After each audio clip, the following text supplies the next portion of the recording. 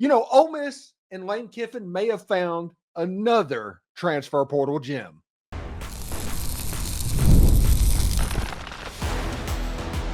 You are Locked On Ole Miss, your daily podcast on the Ole Miss Rebels. Part of the Locked On Podcast Network, your team every day. Hello, this is the Locked On Ole Miss podcast, the most watched Ole Miss podcast out there. I'm your host, Steven Willis, a 10-year veteran member of the national media and a former Ole Miss staff member. Today, we're talking about how Ole Miss may be on spring break, but Lane Kiffin, a.k.a. the Portal King, he's still working. This time, he's eyeing Ashaad Williams, a talented cornerback from North Alabama in the transfer portal. Williams, a grad transfer, has already picked up SEC offers, but Ole Miss might have an edge here. We'll talk about that. We'll talk about who's reporting it and what's going on. I think Billy Embody had something about that earlier. No visit to Ole Miss is set yet, but reports suggest that things seem to be trending in the Rebels' favor in that direction. Plus, what position should Ole Miss target in the spring transfer portal window? We break all of that down. And stop me if you've heard this before. Ole Miss baseball swept another non-conference opponent. Baseball and basketball are on fire right now, and things are about to get really real.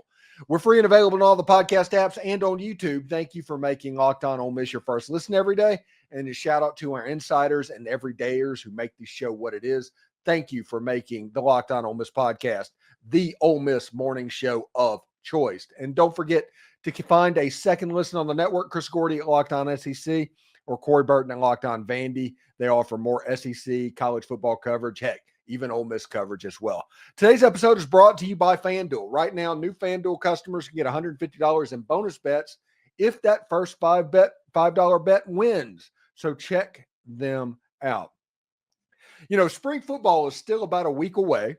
It's kind of a dead period where we're waiting on the NCAA tournament to kick off for men's and women's basketball. And baseball does not have a conference opponent until this weekend. So it's a little bit of a slow period that we're having to finagle. And lo and behold, the transfer portal has us covered. Ole Miss is going after a cornerback in the transfer portal that's kind of a hidden gem. I think Portal Gems said he had an 81 coverage grade, and his film backs it up. He's a complete lockdown player. His name is Ashaad Williams. He is a cornerback that went to FCS North Alabama, right across the state line, about 4 hours away, I think, from Ole Miss. North Alabama played Division I schools. There's pictures of him online covering Florida State athletes and all of that. He's a really good coverage corner. So it makes you wonder exactly what's going on with Ole Miss.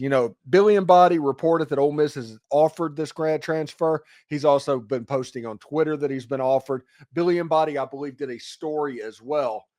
Ashaad Williams is a cornerback from Russellville, Alabama. Why is Russellville, Alabama worth paying attention to?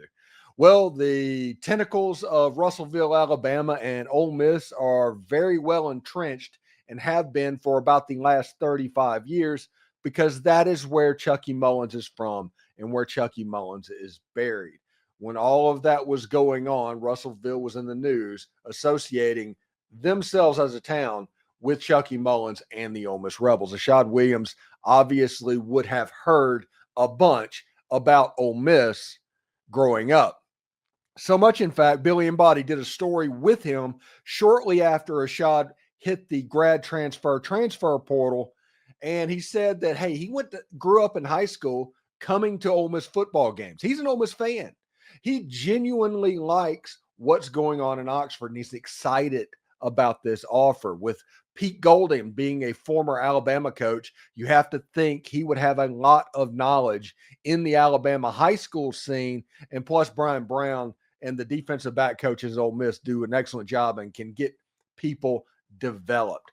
Ashaad Williams, you look at him and the first thing you think is like, okay, this guy's probably a John Saunders candidate. He's somebody to pay attention to what he did at Ole Miss, where he was a corner at Miami of Ohio, ended up being a box safety at Ole Miss and was a very effective player. So is Ashaad Williams a similar player to that? Now, if you look at what Ashaad Williams did in college, he ended up in 2024 kind of having a breakout year at the FCS level, where he had 2 interceptions and 10 tackles for loss, or 10 passes defended, 2 tackles for loss. He is somebody that was a willing tackler, but he kind of stepped up a level at a level that he hasn't done thus far in college.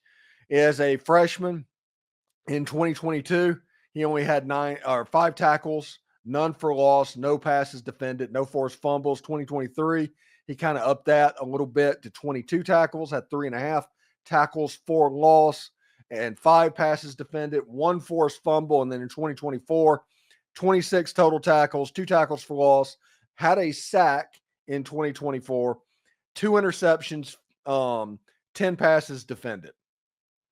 He made a large jump in 2024, and that's the reason people have taken notice of him. He's a grad transfer. He's able to go into the portal other than in one of the 2 portal windows because he is a graduate at North Alabama. It's really interesting, and we're going to talk in the next segment about Ole Miss's spring transfer portal needs, and there's some that might be emergent, and there's some that, you might just want them to add people in that room. Ole Miss probably doesn't need more than 2 or 3 contributors found in the spring transfer portal window. If you watched my show at all, I will tell you, and the analytics pretty well back this up, there's a certain type of player that you're looking for in the spring, because spring players don't usually hit. It is a much harder area to get spring transfer portal players to hit. Now, it might be a little bit better if they're going to be in school early. So if you get him in June or in May for an intersection and he goes to Ole Miss, there's a chance he might be able to pick everything up and be good to go by the time the fall hits. But if he comes in July, it's analytically proven at this point that the spring transfer portal window doesn't necessarily hit, but Ole Miss needs some stuff. They are not the perfectly constructed roster that they were in 2024, and they have holes.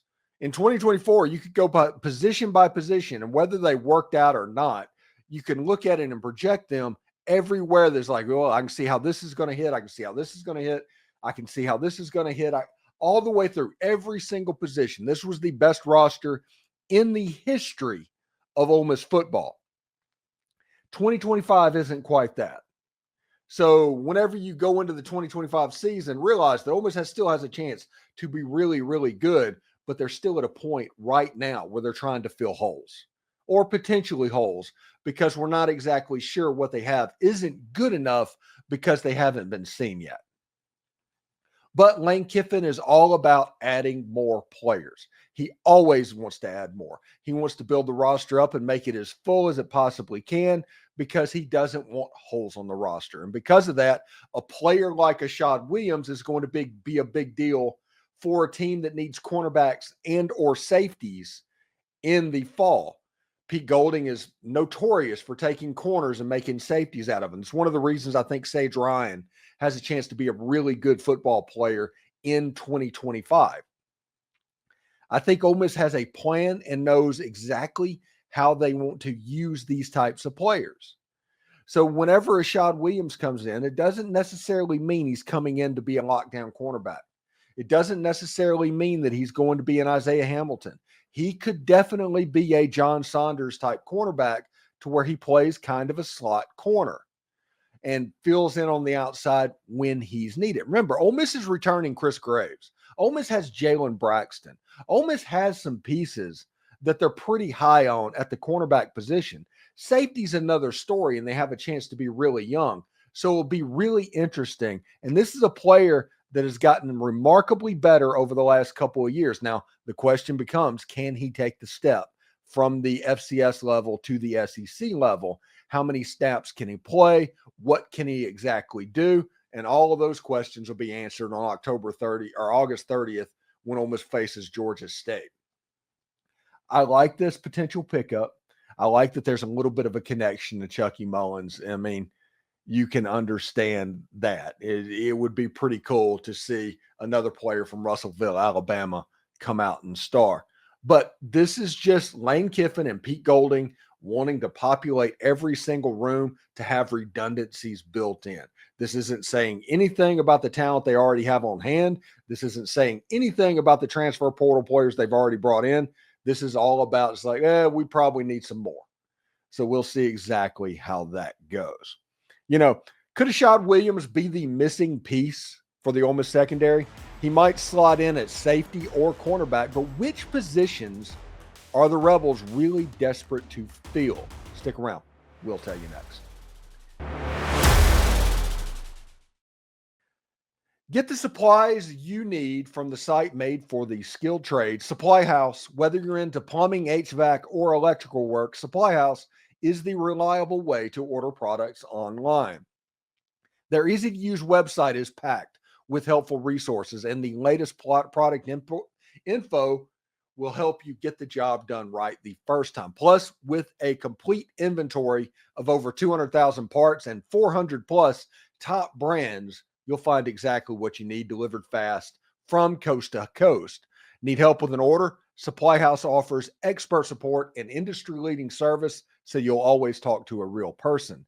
And for trade pros looking for a little extra edge, their free Trade Master program offers exclusive perks like a dedicated phone line, free shipping, and discounts on every single order.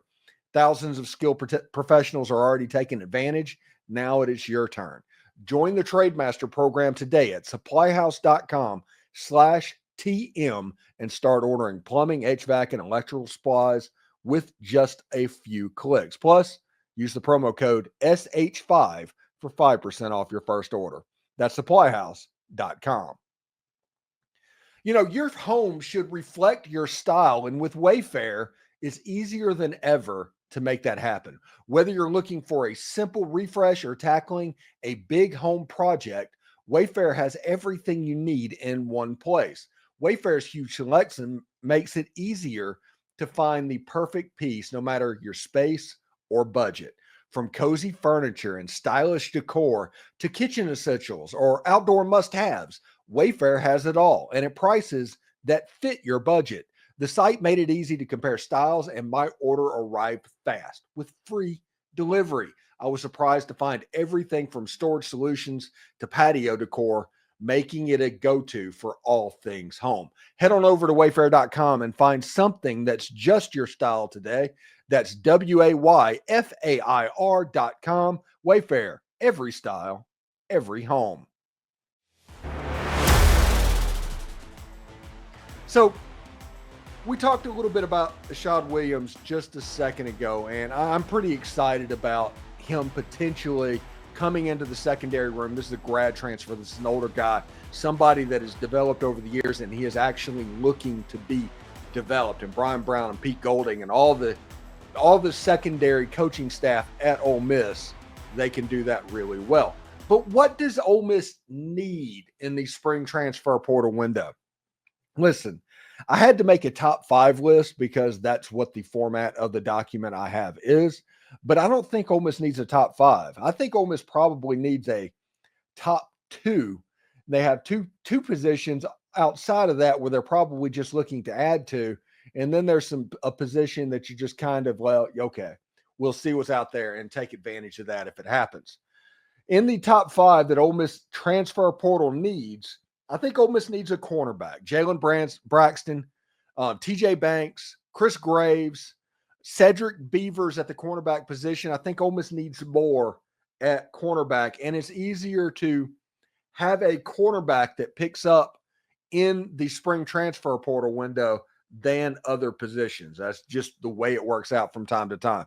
And if possible, Ole Miss should go after players that can play cornerback and safety, because number 2 on this list is safety. The one position that is just the unknown that Ole Miss has on this team, and everybody's going to have opinions of what they need. Like the offensive line, people are going to want more players just because the answer to everything's like, oh, this didn't happen, it was the offensive line's fault. That's the simplistic nature of the way that things get looked at, and that's not necessarily the case. I think the one position on the Ole Miss team to where you're having complete unknowns. Now, good players, like I said, I love Keon Young as a player. Cortez Thomas, LaDarian Clardy, all of those guys, I am very high on what they could be, but they are true freshmen. And you brought in people like Sage Ryan to kind of fill the void in the meantime. But so I think adding cornerback and safety is going to be really big to the defensive side of the ball. Now, I think Ole Miss needs a running back just to add to the room. The running back and offensive line is just add to the room pieces. It isn't needs, it's adds. I think Ole Miss needs to add a running back because Trey Hall tore his Achilles tendon in workouts. He's out for the year. So if you can find a one and done that's willing to do it, if there's somebody that you evaluate that's kind of a lottery ticket, it might be interesting to take a flyer on that. Like Kewan Lacey, he has a potential to start maybe this year. I mean, he is somebody that Lane Kiffin and Kevin Smith and those guys absolutely love. Understand that. Logan Diggs has nearly 2,000 yards at LSU and Notre Dame. Good player. The Gator Bowl was his first time back after an ACL injury. He flashed a little bit as well. So look for Logan Diggs to show out as well. And Shakai Mills-Knight, who isn't coming until the summer, but if he can pick up the offense, he's going to be 215, 220 pounds. So you just need a lottery ticket. You have a Jordan Simmons.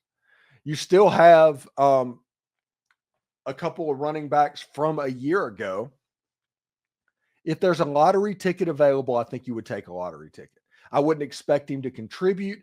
I would find somebody that fits the role that Trey Hall was going to have. And he's a one-year rental. If you can find that, I think you'll be in pretty good shape.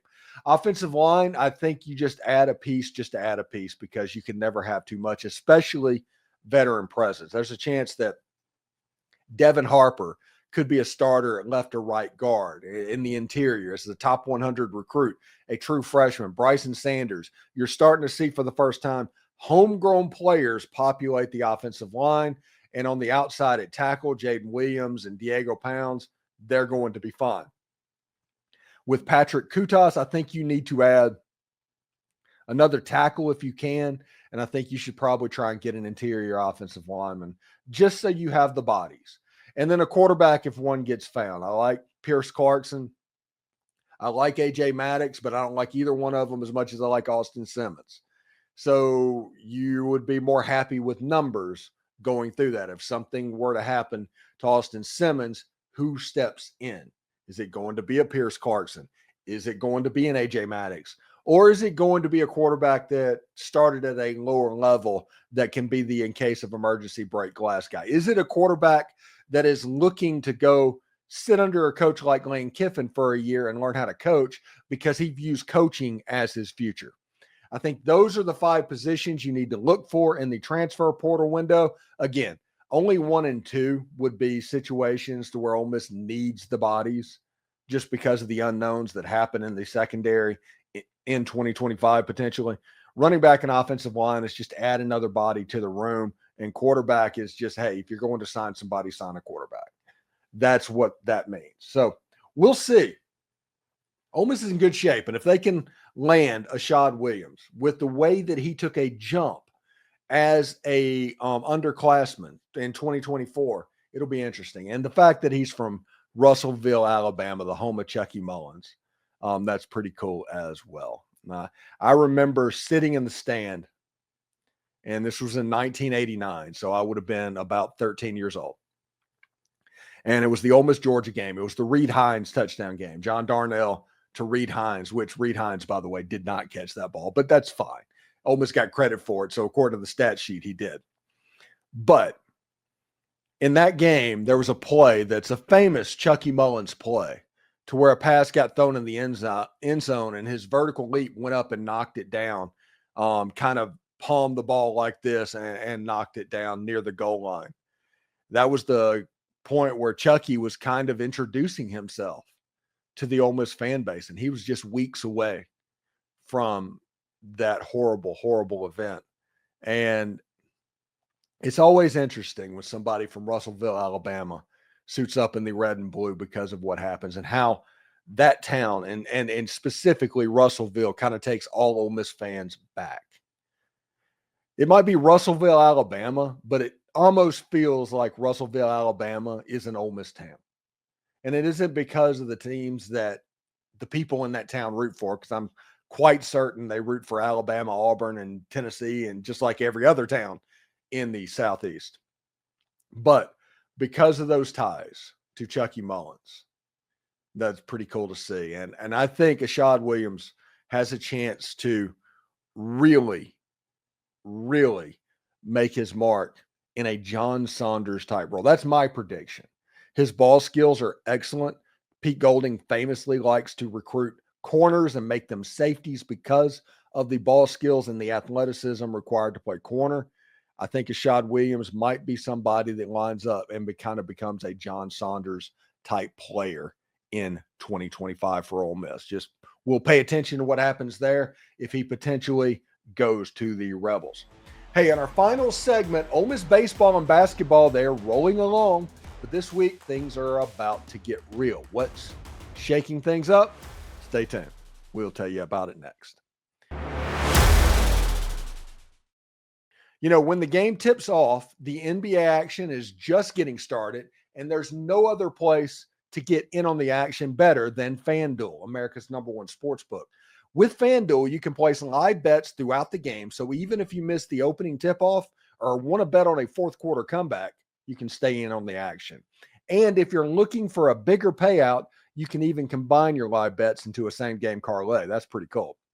Listen, I love using FanDuel's live betting feature because it keeps every moment of the game exciting for me. Whether I'm backing my team for a late game rally or picking a player to hit a clutch three, I never feel like I've missed my chance. Plus, the app is easy to use, and when you win, you get paid instantly. Right now, new FanDuel customers can get $150 in bonus bets if that first $5 bet wins. Come to visit FanDuel.com today. That's FanDuel.com for your shot at $150 in bonus bets. Make every moment more with FanDuel, the official sports betting partner of the NBA. So stop me if you've heard this before. Ole Miss swept a non-conference opponent. Ole Miss beat Jacksonville State. They actually walked off the game by run ruling them on a grand slam by Ryan Mormon, who right now is the best hitter on the team.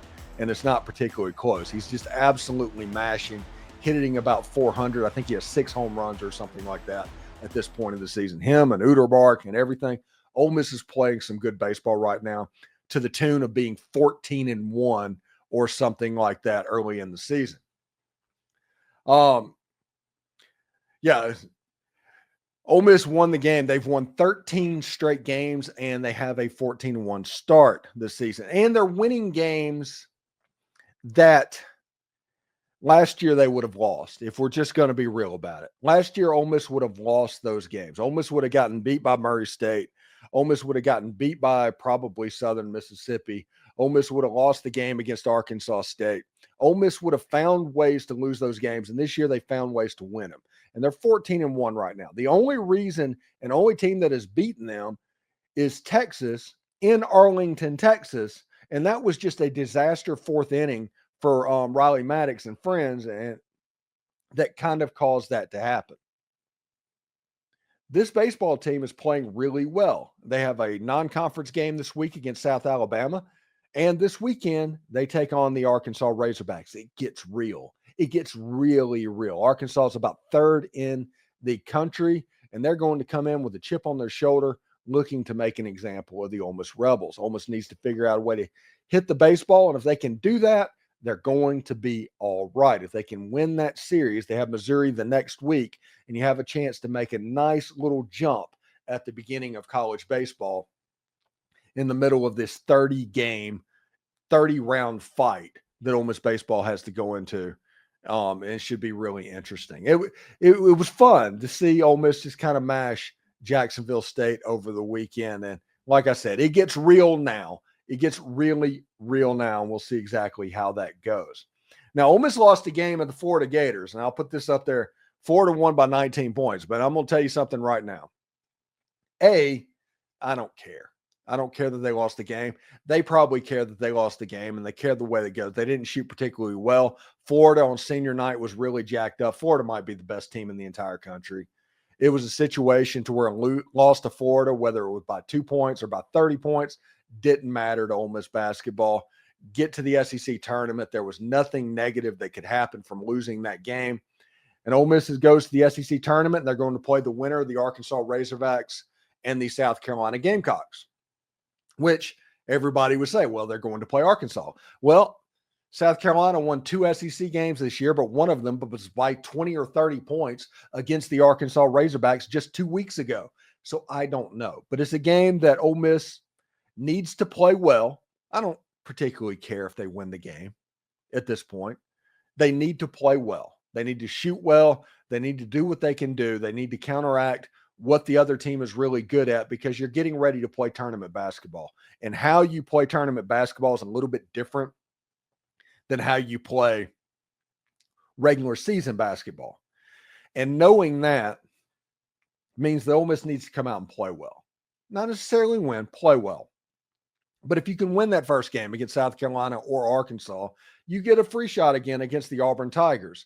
And the only thing negative that can come from that game is if you win it and they bump you up to the 5 seed line, because everything right now is about avoiding number 1 seeds, because the number 1 seeds this season are really, really good at basketball, with Florida or Auburn or Houston or Duke. All of them are really, really good, and you want to avoid them as long as possible. And the quickest way to do that is probably by being a 6 or a 7 seed and avoiding them all the way until potentially an Elite 8 run. And at that point, you're playing with house money to begin with.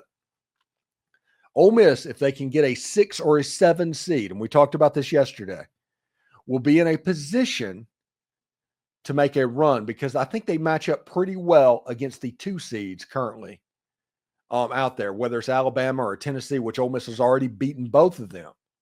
Iowa State, who's dropped a game to BYU that Ole Miss also beat. So if you look at the 2 seed line, I think Ole Miss matches up pretty favorably, and they definitely do on the 3 seed line. So it's a matchup game.